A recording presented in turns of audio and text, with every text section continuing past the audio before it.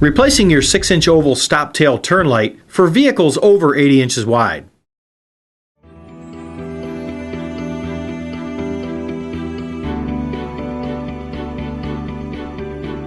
Remove the existing light from the driver's side of the trailer.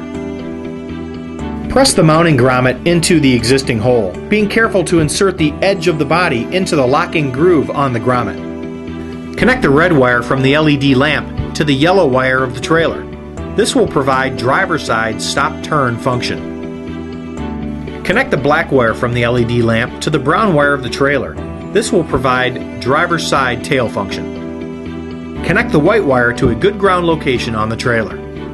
Remove the existing light from the passenger side of the trailer.